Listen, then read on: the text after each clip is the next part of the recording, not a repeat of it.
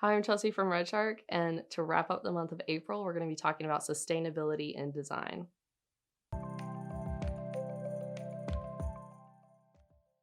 So, whether you strive to be a sustainable designer yourself or you just happen to be working with a company that has sustainability standards for their business, stay tuned to see how you can make your designs more sustainable. So there's a few different ways that you can reduce your carbon footprint. But first, what is a carbon footprint? So that is going to be your total amount of greenhouse gas emissions that are produced by either you as an individual, or if you're looking at the scale of a business, the total emissions produced by that business. So carbon neutral is going to be where the total amount of emissions are balanced out by CO2 savings somewhere else. So that could be the business funding something that is saving CO2 somewhere else, and it evens out.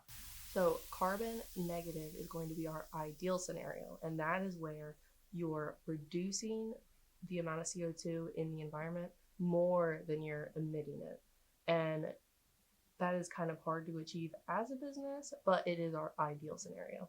So while that term can sound negative, it's carbon negative, another term that's sometimes used for it is carbon positive, which gets a little confusing, but just know that carbon negative is the ideal scenario. So in Brian Dougherty's book, Green Graphic Design, he encourages designers to look at the sustainability process by, instead of starting at the beginning and working forwards, starting at the end of your process and going backwards to kind of gauge the impact that it's going to have on the environment. So look at where your design, your product, whatever you're making is going to be very end, disposal, how it's going to end up, how it's going to affect the environment, and then work backwards step from there.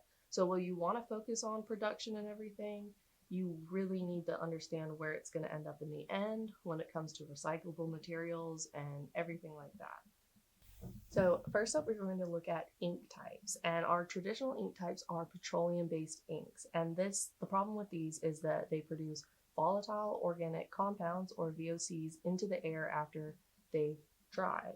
So what we're going to want to try to look for is plant or vegetable-based inks, soy-based inks. These produce less VOCs after they've dried. Another new option is algae inks, which actually can reduce up to 200% of emissions, which is making that a carbon negative ink, which is amazing. So, and design assets like your typefaces aren't really going to matter as much here. So even though if you're looking at different thicknesses and everything, it really in the long run doesn't make as much of a difference as your ink type, or our next up, which is going to be paper type, which makes probably the most of a difference.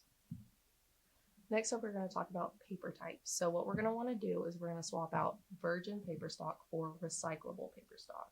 And the more of a scale, bigger scale your project is, the bigger of a difference this is going to make in the long run.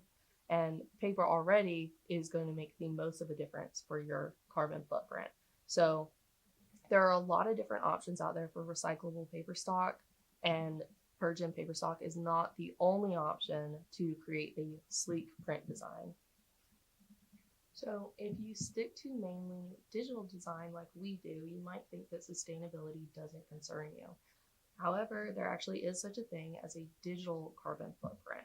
So in situations where there's a high transfer of data, there's going to be an increase of electricity use, which is going to cause more carbon emissions. So even if you're not working with print, you're only working with digital design, sustainability is still important and still a good thing to look out for when you're designing, find ways to work around it.